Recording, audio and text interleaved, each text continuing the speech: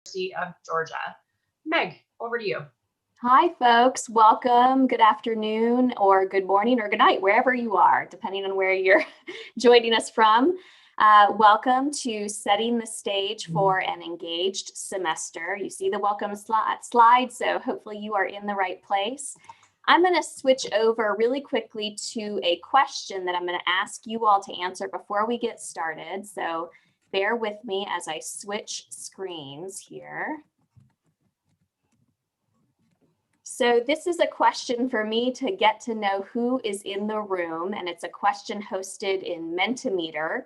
And you can go to the link that is at the top of the slide, or I think someone might have just dropped it into the chat, or no, they're about to drop it into the chat if they can, menti.com, and enter the code. You'll be able to answer this question as it relates to your primary hat that you have on today for this session. So if you have multiple roles, answer with regard to the hat that you're wearing when it comes to this content, setting the stage for engaged learning with ICAI.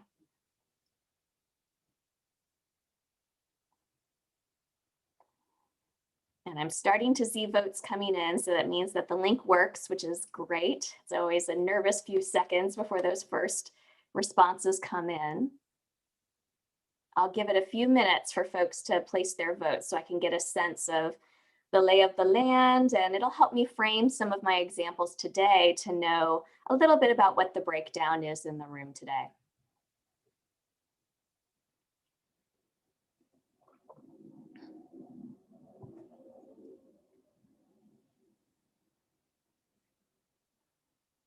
I'll give it a few more seconds. If folks are anything like me, they're probably grabbing their coffee or their snack and joining the webinar as we speak.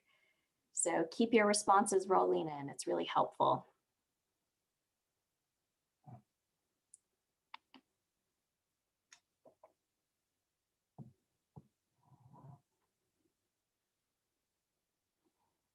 I'm going to let that keep going while I start chatting about the next slide. It looks like it's about so far a 50-50% breakdown between folks who hold an instructor role and the folks who hold either an instructional support role or hold a role primarily as an academic integrity staff or administrator at your institution, which is pretty much what I expected. So I'm glad to see that. Welcome. Today we are chatting about some of the basic practices that lay the groundwork for a more engaged semester with the students at your institution, whether they're students in your class or not, or students in the classes of the instructors that you work with. The practices we will discuss today are, of course, relevant to the folks teaching classes, but I'll also point out how they're relevant to instructional support and academic integrity folks in the room too, because the practices we will discuss draw upon sort of multiple fields of importance related to the moment in time we find ourselves in now. And that is, I'm going to be drawing upon, first and foremost, the science of how learning works. Next, how to help students reclaim cognitive bandwidth lost to stress. So there's a whole field of research around the concept of cognitive bandwidth and the fact that our bandwidth becomes depleted when there are excess stressors in our lives. And if we could see each other now, I'd probably say, raise your hand if you have some stress in your life. And I'm sure every single one of us would raise our hands. And finally, effective practices for teaching in the hybrid and online space. A lot of us, because of the pandemic, have been thrust into a bit of a heavier reliance on digital teaching support methods. So we're going to bring that in to this session as well. My hope is that you will leave this workshop with concrete practices that promote student engagement. And we're going to focus on practices that foster connections, that set the tone for a positive course environment, that provide clear and transparent expectations for students, and importantly, that whet students' appetites for course content. Various academic integrity experts argue that motivating students to maximize their learning experience in our course is an excellent antidote to academic dishonesty. And research indicates that a positive course climate, including the relationships between students and instructor, play a role in mitigating academic dishonesty and promoting a culture of academic integrity. Research also indicates that the course and assignment design can serve to limit students' temptation and capacity to cheat, from tapping into students' interests to providing more opportunities for students to receive feedback on their work. Instructors can make design decisions that nudge students towards better academic choices. So there's some exciting news that I can't wait to share with you all today, and that is that there are basic practices that instructors can and should begin using at the very start of a course that lay the groundwork for a more engaged semester with your students. And there are even some upsides to teaching in the hybrid and online space that we can take advantage of to support this groundwork. So, in the spirit of fostering a positive course climate for our session today, I thought we could chat about some community norms for this session before we jump into the really heavy content of our time together. If this were the first day of a class and I was your instructor and we had a whole semester ahead of us, I might take some time now for us to collaboratively generate community norms that detail the ways we agree to engage with each other and to engage with the material in the class.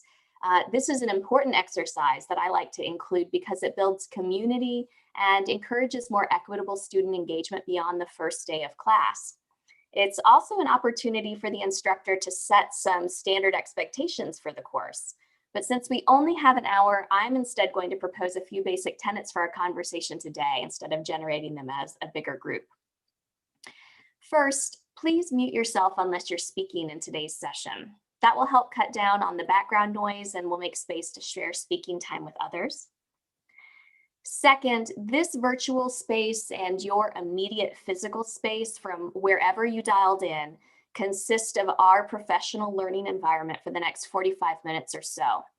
For some of us, probably for many of us, that may mean there's a bit of a blur between our home life and our work life. So if you need to step away from this learning space for a moment during the session, no problem, just come back as soon as you're able. Third, each of us here today belongs to this professional learning space, and I hope you will share your insights and expertise with a larger group. I took a look at the list of attendees for our session, and the expertise represented by everyone here today is indeed rich. So I'm hoping you will bring your expertise to bring to bear in the conversations we'll have today. I trust that I can expect, and really that all of us can expect, that any genuine or sincere contribution will be shared and respected by others here today.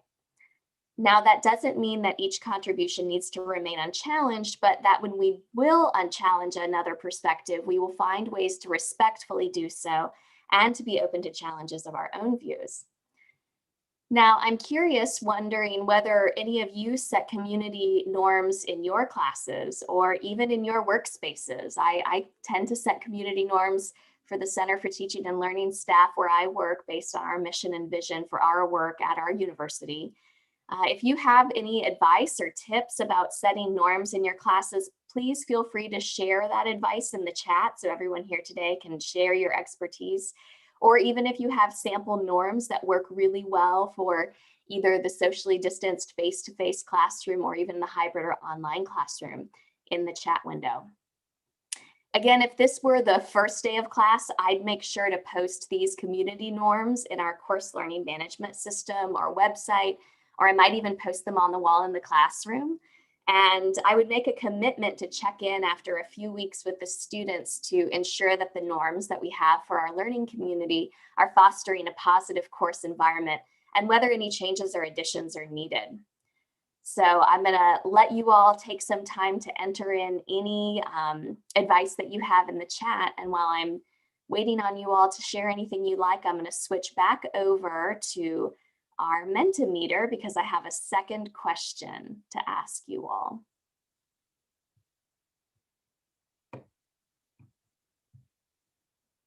Let's see here. Bear with me just a second.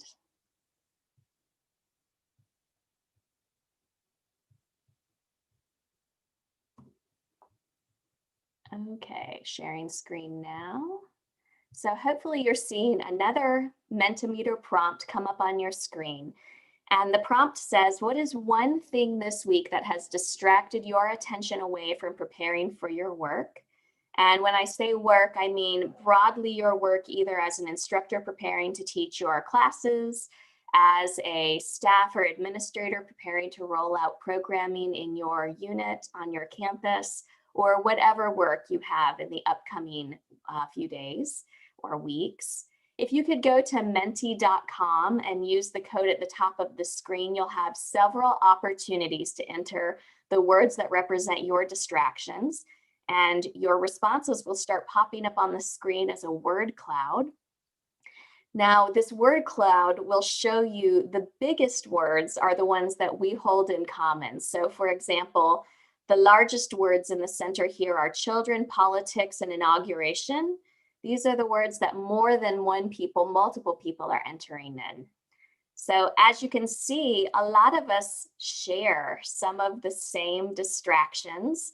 I'm seeing everything from current events to health concerns, the pandemic, all sorts of things related to the place and time in which we find ourselves.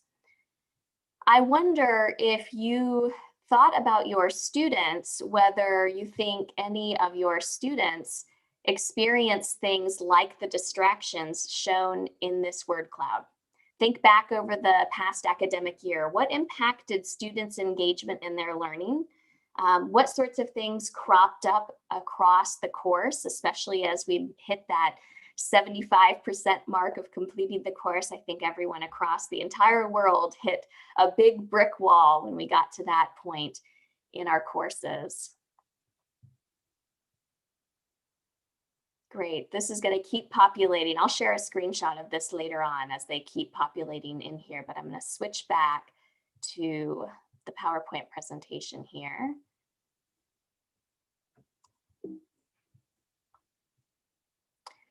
Thinking about these distractions that you voiced in that word cloud is important because psychology and neuroscience show that memory and learning have a limited capacity. Learning requires the motivated application of both our attention as well as our working memory. The cognitive load theory argues that because our cognitive resources are limited, our cognitive bandwidth can quickly be eaten up by distractions, leaving less bandwidth for learning. So as instructors or as folks who support instructors or learning, we can help focus students' attention on what are called the germane and intrinsic demands. Those are the things that are involved in the process of learning by reducing what is called the extraneous load or the distractors within our classroom environment. This means that keeping things simple and clear are helpful. Focus on clarity over style. Instructors can provide clear course policies, a clear class structure, and transparent assignment prompts. Highlighting important information helps students to see how that important information is connected to other important information in the course. So why is all of this important to academic integrity? Well, when students' cognitive load is overwhelmed, they become more susceptible to making poor academic choices. And I mentioned a moment ago that if your colleagues are anything like I and my colleagues, we really hit, I would say, a brick wall about 75% of the way through this past semester, where we thought we had done a great job setting up an engaged semester, and the stress of this time really fell down on a lot of us, whether it was the pandemic, current events, family life, what have you. The structures that we put in place seemed to start to fall apart a little bit. And we saw a lot of perhaps poor academic choices by our students, poor study choices, poor academic integrity choices, etc. Now, whenever I do a workshop, I like to pair anything I share from the science of learning with a practical tip. So I'd like to briefly mention the Transparency in Learning and Teaching, or TILT framework. This framework was developed by Marianne Winklemas, who's currently at Brandeis University in the Boston area. This framework has been empirically demonstrated to promote equitable learning outcomes and promote academic success of underserved students. And the framework recommends that instructors explicitly describe the purpose, task, and criteria of an assignment or an activity. Now, related to our conversation today, this framework provides clarity to students, which can help students understand the value of the task and can better see how they might be successful at the task at hand by considering the criteria upon which they will be evaluated.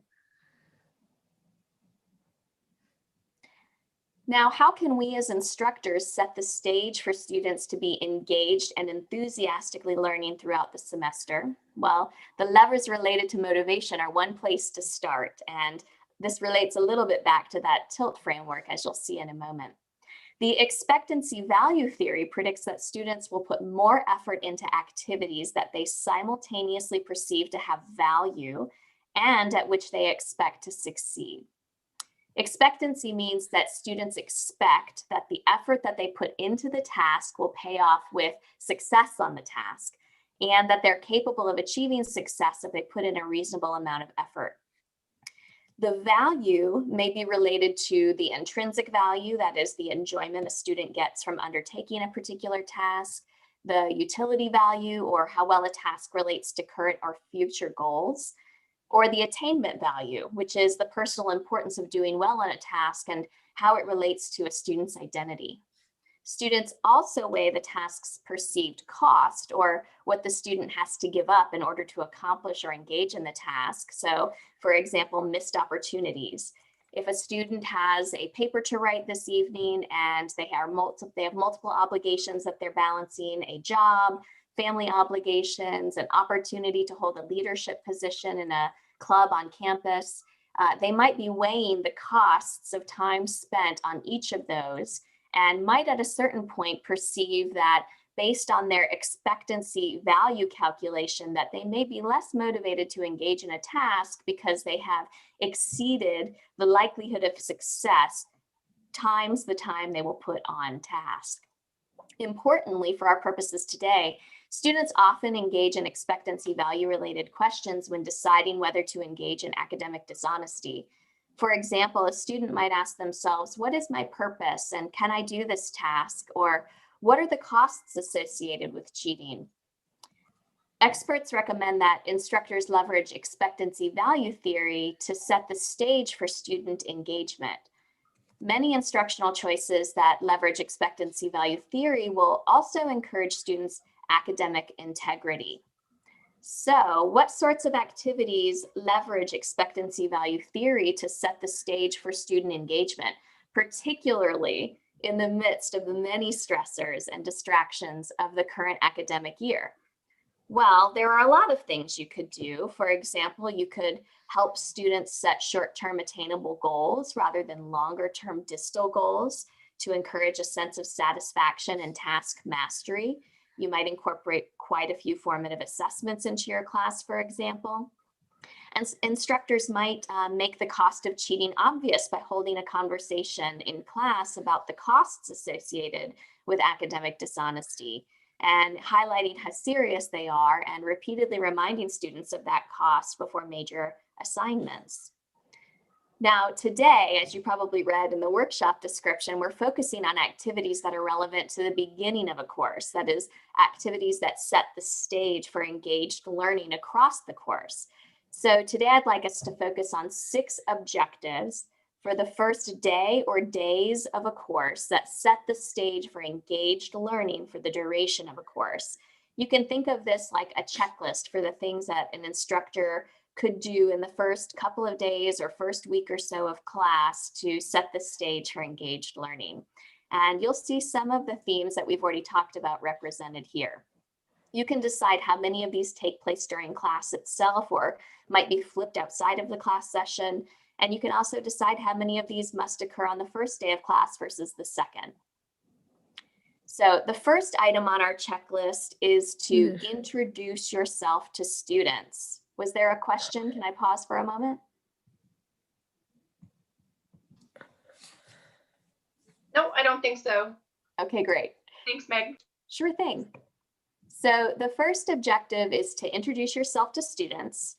And that's because first impressions can be long lasting, and they're usually based on a thin slice of behavior.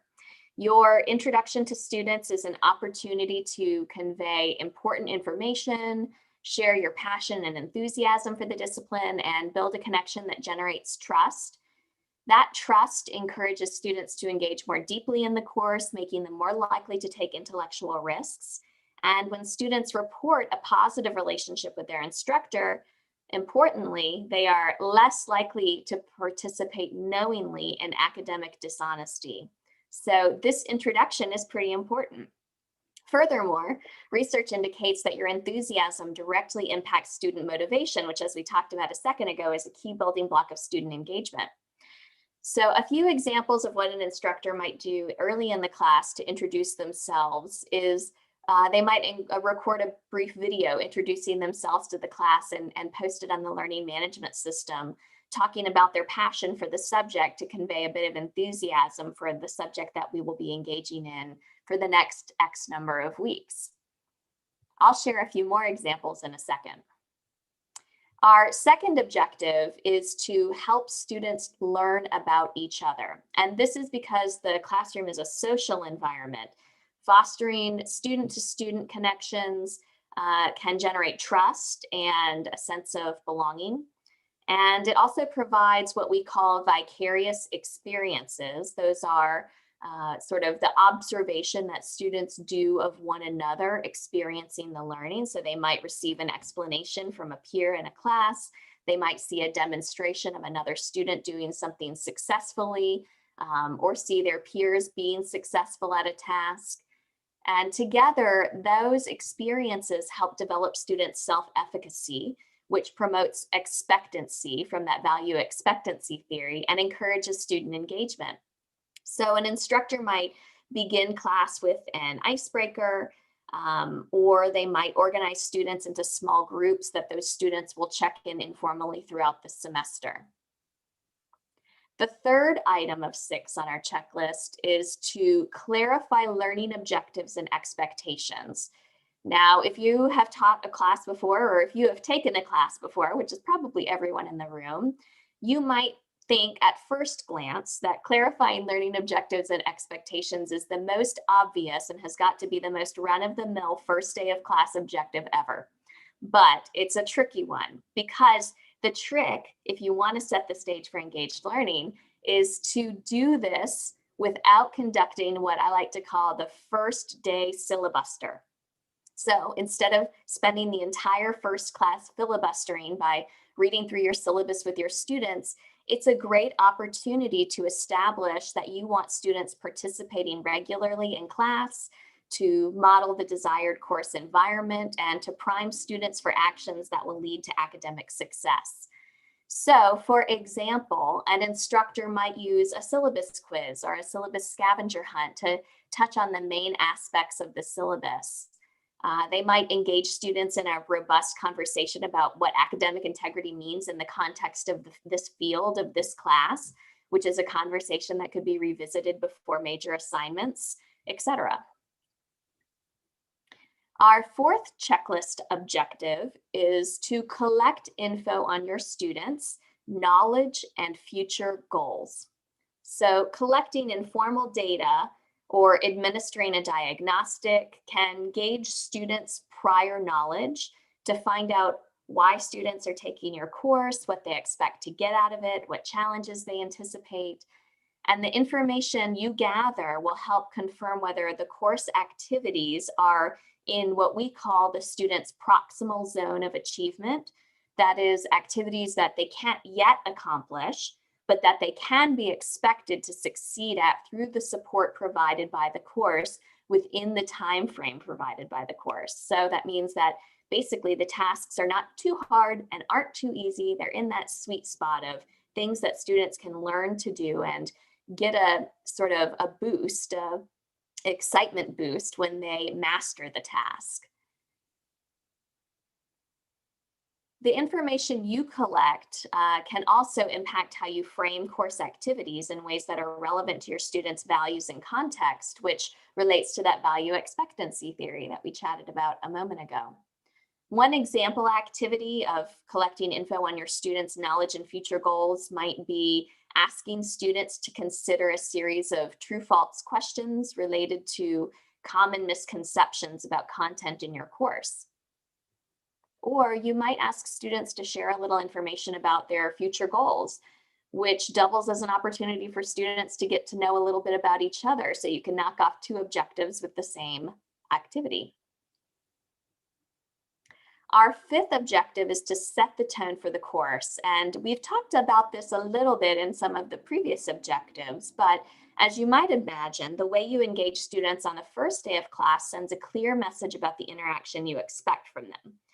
Sometimes instructors who have a little less experience might wait until the second or third week of the course to engage students in a class-wide discussion. And that's a huge mistake because students by that point of the class have already been primed to expect that they don't have to engage with one another in a class session in order to be successful in the class.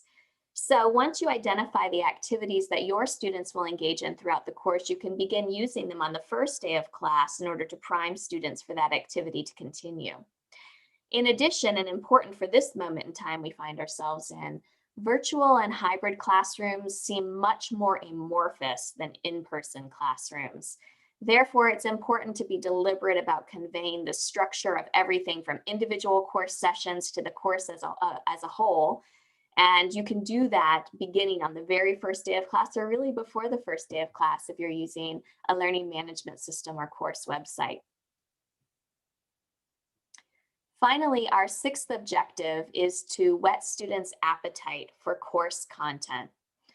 Like it's an important point to set the tone for the course, the first day is also an important chance to stimulate interest in course material and activate students' relevant prior knowledge that they are bringing into your class. This will promote the value that students attribute to subjects, enhancing their motivation to engage in the course and maximize their learning in the course in ways that would discourage them from engaging in academic dishonesty.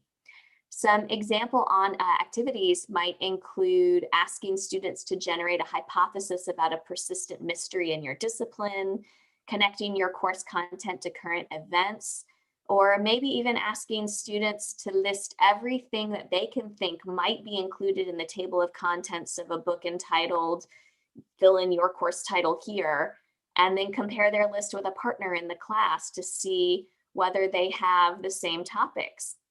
This is great because it could help an instructor identify whether students have misconceptions about what the course might include or misconceptions about content that are connected to one another. And that'll allow you to address those misconceptions earlier rather than later so that they don't prevent students later on from engaging in course content and dismissing the value of the course to their personal context. Now, I'd like to give the folks here today a chance to reflect on these objectives and think about ways that they might be applied to the learning environment at your institution, or if you're an instructor, to the learning environment in the classes that you're teaching now or will teach in the near future. So I'd like to invite everyone to engage in an activity. And this activity is going to require you to navigate to a few different websites in order to browse some information. So I'm going to ask if the other facilitators here today could help me drop the links that I'm about to pull up into the chat window. They're short links, so hopefully they'll be easy to recapitulate. So if I can first ask everyone in the room to navigate to the Google document that you'll visit by visiting this link shown here. It is case sensitive and it's ICAI Engage. That should pull up a Google document that covers the 6 objectives that we just discussed, and I dropped some notes and extra tips in. I can tell the link is working because I can see all of the anonymous animals popping up at the top of the Google document. That's one way that Google Docs help us see that others are visiting this document.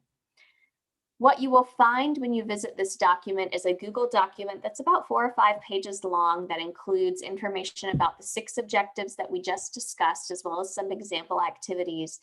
And for the purposes of our workshop today, I've locked this document so that you cannot edit it because I was afraid it would crash with so many people here. I don't know about you all, but I find when there's more than about 30 people working in the same Google document or shared document hosted in the cloud, the document can start to crash. So I've locked it for now. You can read the document, you can scroll through it. You should be able to click on the links that I've embedded within, but you can't edit the document directly. But like I said, there's a ton of expertise here in the room with us today that folks could bring to bear. So I'm hoping we can tap into that expertise by asking you all to brainstorm ideas for activities that leverage these principles and tie into supporting academic honesty in the classroom. And you can do that by visiting the form linked both on this slide and also on that Google document. It's another short link, ICAI Engage form. It is also case sensitive. And what that form will allow you to do is select any number of the 6 objectives listed here. You can select more than one if you think your activity supports more than one of these objectives. And after our session today, I will download what you suggest as activities and I will add them to this Google document so that after our session today, this Google document will not only include the information that I've shared with you and the couple of examples that align with these activities, but also the insights and ideas that the participants here today have brainstormed. So they'll all be located in one place for you. When you go through this document, there are a few hyperlinks that are included in the introductions to each of the objectives.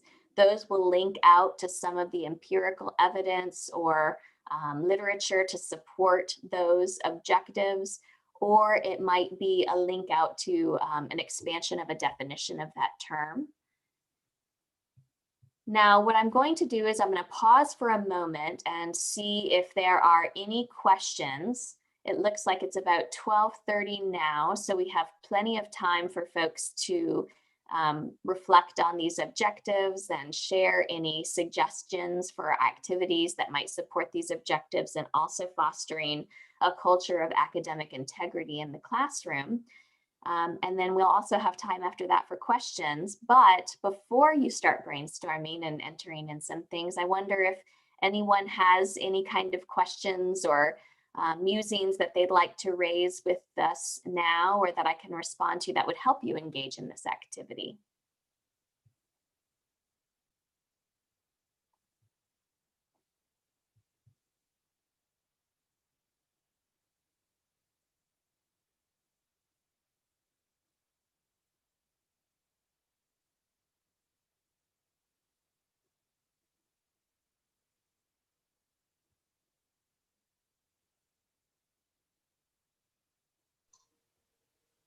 I think your instructions must have been very clear, Meg, because everyone is very quiet at the moment. Excellent. We do have a Q&A question, but I think I will hold that to the end and focus on this activity for the moment. Wonderful. All right. So it is 12:34 on my clock. I'm going to give us the next 6 minutes or so to look at this document and enter in any questions you may have. So at a little bit after 12:40, maybe 12:41, I'll pop back into the room and open the floor for questions. And of course, the form and the Google document will remain live. So if folks want to continue working, you certainly can. So for now, I'm going to mute myself and I'll see you again in 6 minutes.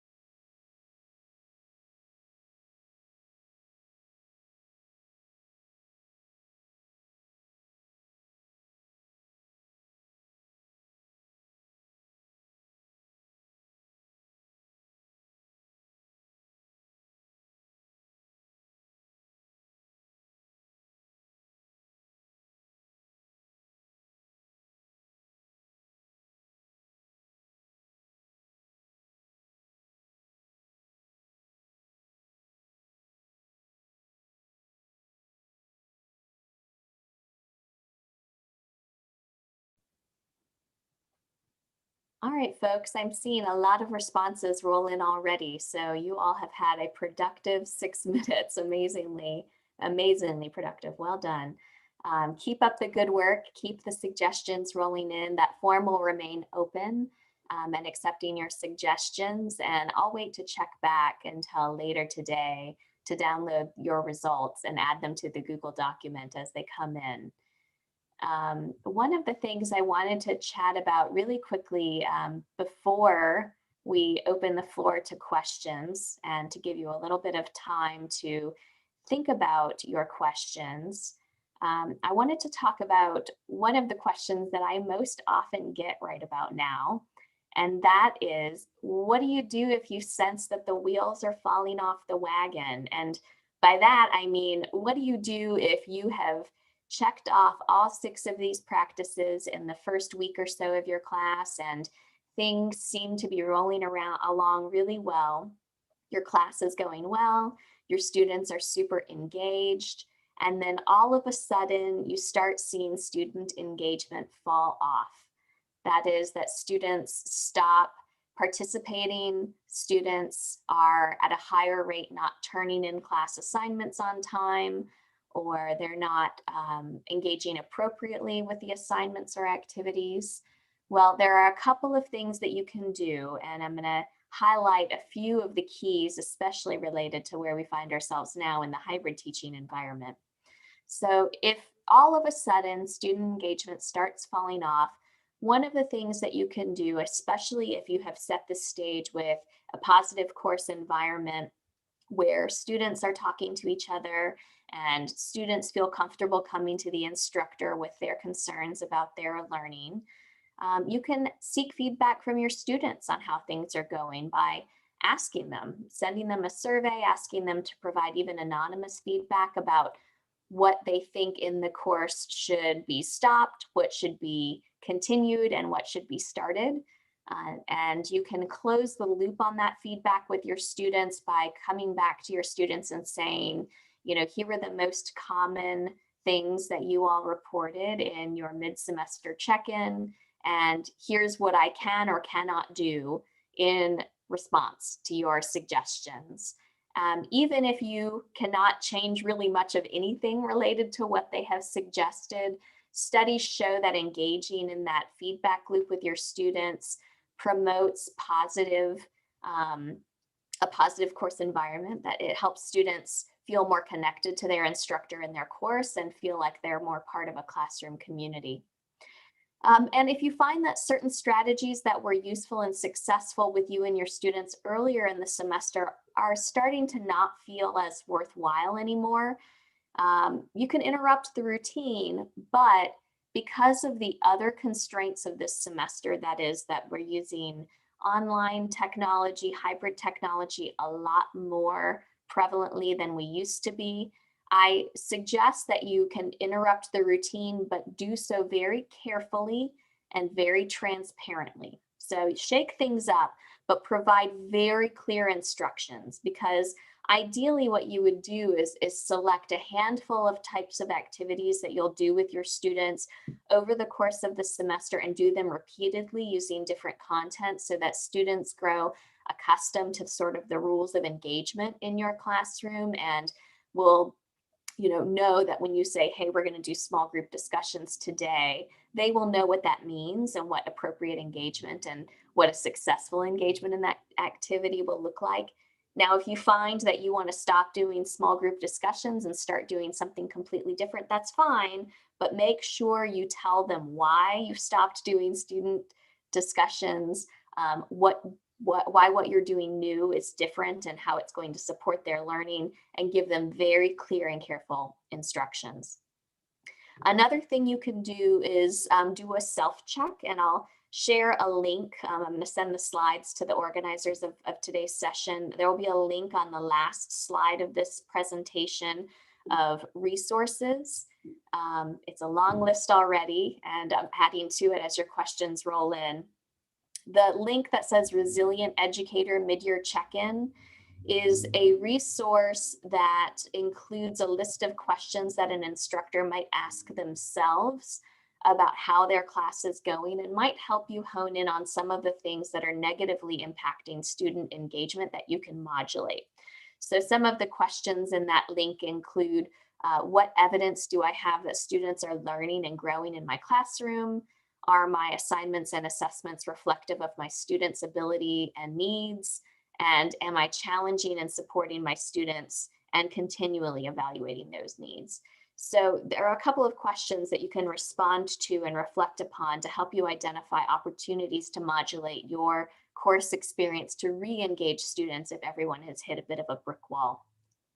And of course, you can always engage a thought partner, talk to your colleague who teaches in the same department, or if there's a Center for Teaching and Learning at your institution, reach out to a consultant from the center to chat with them about your course and get some insights from someone else who might have heard of the same issue or experienced the same issue in other classes across the institution and might have ideas and suggestions for you to try in your class.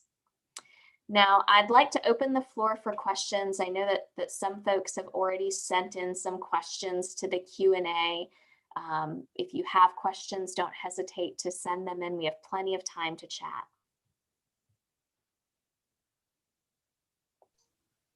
Thanks, Meg. I think we have two questions in the Q&A, one that's been there for a little while that we'll start with. Okay. How would you recommend students balance learning about each other with those that experience social anxiety or that are having some nervousness about participating in an online setting? This is a great question and a really important question that we should all remain cognizant of. So to set the stage for my answer, I'm going to say you're going to have students in your classroom for a variety of reasons that are more reticent to engage vocally with their colleagues in their class. And you're also going to have students who are reticent to turn on their camera or unmute themselves for a variety of reasons. And that's something that you need to remain cognizant of. So there are a couple of things that you can do to support students through their social anxiety or through any other factors that might mitigate their desire or willingness or excitement to participate in what would be the most traditional way that would come to mind for a given activity. First, you can help students slowly practice and create a bubble for their socialization.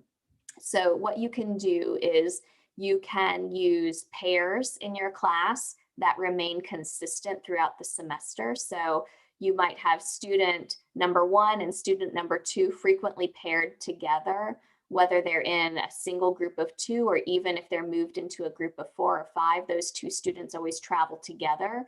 And that way, every student in your class has at least one familiar face that they've worked with throughout the semester so that they're feeling a little more confident and have a little bit of their bubble there. I also recommend giving students multiple avenues to participate. So you might say, if you feel comfortable, you can say something in the chat. You can, when I tell you it's okay, unmute yourself and talk. You can move into, I'm going to move you into breakout groups where you can chat in a small group, or you can work sort of reflecting on your own and share that material later. I also recommend that you pause before any activity where students are going to speak to each other and give students a moment to reflect on their own, to gather their thoughts, to come up with something that they might be comfortable saying to a peer so that they aren't put on the spot with someone in their face with no prep time to come up with what they're going to say. Oftentimes we refer to this as the think, pair, share method. So you might say, here's our discussion prompt. In a moment, I'm going to pair you up and ask you to speak with a partner about your response to this question. But first, I'm going to give you 3 minutes or 2 minutes or however long to sit by yourself and think about your answer to this question. That gives the students a priming to know that in a moment they're going to have to be social and to prepare a response that they feel comfortable sharing in that space with that student. This is getting to be a long answer, but I'm going to add one more thing. And that is that your classroom norms are really going to be imperative for setting a safe and comfortable and brave space for your students to speak with one another. So if you've taken the time at the beginning of your class to generate sort of rules of engagement for discussions in your class, and students know that everyone in that class environment has agreed to adhere to those guidelines, and they know that the instructor will be checking in multiple times throughout the semester to ensure that the guidelines are sufficient to support productive dialogue in the classroom, students are more likely to feel comfortable taking a little bit of a risk. And remember, for your students, just about everything they say in your class is risky because it's a nascent idea. They're not an expert in the field. They may not feel like they have achieved expert status. So they're not sure about what they're about to offer as dialogue in the class. So creating that space for brave conversation is really important. Thanks, Meg. I think you've really given us some gentle ways that we can set the stage for students to feel more comfortable and have some time to gather their thoughts before they need to speak in that environment. So really great practical tips. Thank you. Sure. The next question that we have is in around English as a second language for those kind of learners. Do you have any specific advice to target that group or population of students?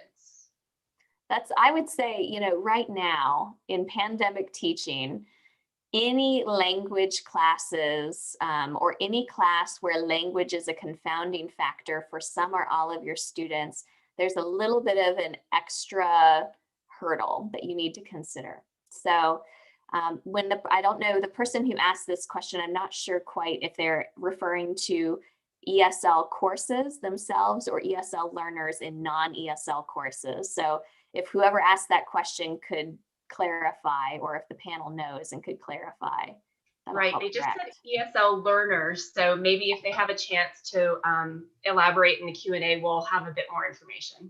Sure. Well, I'll start with assuming that the question was ESL learners in whatever class they're in. But if the question was actually ESL courses themselves, okay, good. So thanks, Timothy. So it's international students in, say, a business course, English as a second language students participating. Great question. And there's some great news if you're teaching in the hybrid space, especially. And that is that we have at our disposal a broad suite of technology that we can tap into to support a more equitable learning environment that brings our ESL students into the conversation in a way that's more equitable. One example, if you use PowerPoint presentations in your class, I don't know if you know this already, but PowerPoint has a free live captioning service affiliated with it that you can turn on as you're speaking. You can Google in the Microsoft help site how to turn on live captioning in your PowerPoint. I didn't do it today, but now I really wish I had. It does a pretty good job of having a high fidelity to the words that are being spoken by the instructor. And it will give your students an opportunity to see the words that you're speaking on the screen as you're saying them with not too much of a delay. You can also set that as a norm for your class, that anytime someone offers anything that is a suggestion or a question, that they type it into the chat as well as verbalize it. That will give students an opportunity to take in information orally, visually at the same time. So giving multisensory input for the same material enhances understanding. So if you're giving someone a PowerPoint slide with words on it that you're saying, that is really helpful. And I think also for our ESL learners, giving them a community of peers is really helpful as they're navigating through your class.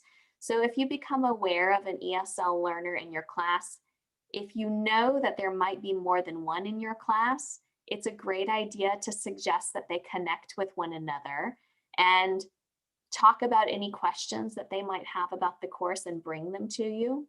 Sometimes they'll answer each other's questions, but sometimes the two or three or however many of them there are will identify that they have a shared question that is not shared by non-ESL students in your class.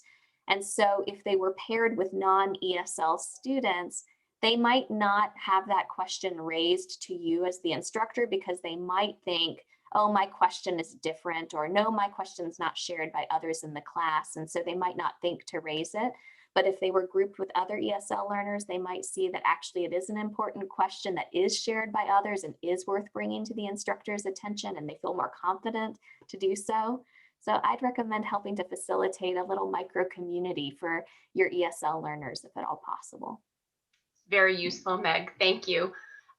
This next question might tie into what you're talking about, the closed captioning, because the point is that since bandwidth and the internet can be really challenging for a number of people, especially when their video is on, do you have suggestions about how to engage with students that might not be able to use their video or take up as much bandwidth with some of the things that you've mentioned today? Yeah, that's a really important question. It's one we get a lot in the Center for Teaching and Learning at UGA. So I don't know about where you all find yourselves, but for example, in Georgia, we have a lot of rural Georgia right outside of where the University of Georgia is. So you can drive 10 minutes from our university and be in an area that has very spotty bandwidth connections. And so connecting via video to a remote class can be pretty tricky. So I think, providing multiple modalities for engagement is really important, and making sure that students know upfront what those multiple equal engagement opportunities are. So you might have an opportunity for students to engage with you during a live video session.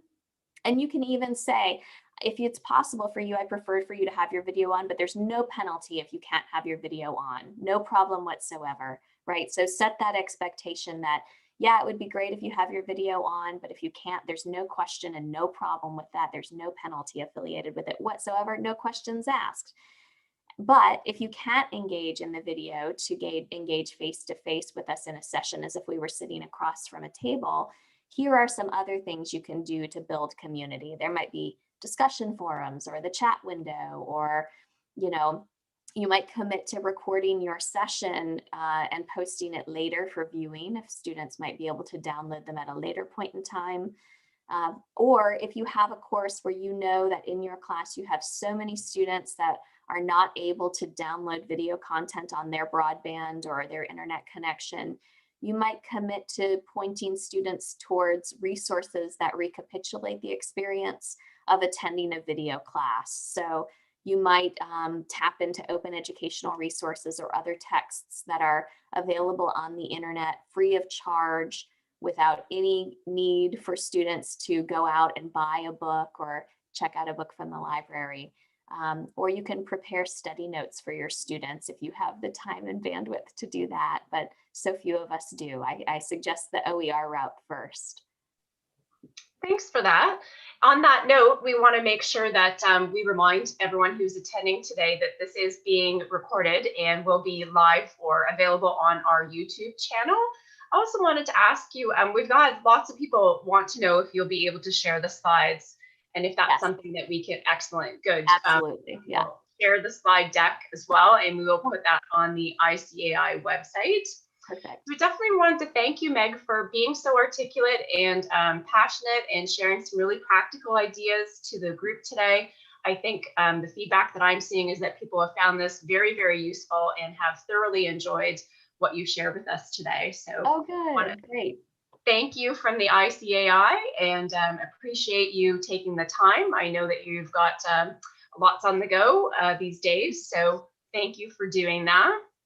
Also, just wanted to remind our viewers or attendees that our next webinar will be held on February 26th. And at that time, we're going to be talking about quality assurance and academic integrity. So stay tuned for more information to come out via our email from the ICAI about how to register for that session. So thank you again, Meg. We're at the top of the hour, so we're going to formally close our session. But appreciate your time, and we will share all the slides and information that you've provided today with our attendees. So thank you all, and hope everyone enjoys the rest of their day. Take care. Bye-bye. Thanks, you all. This was great.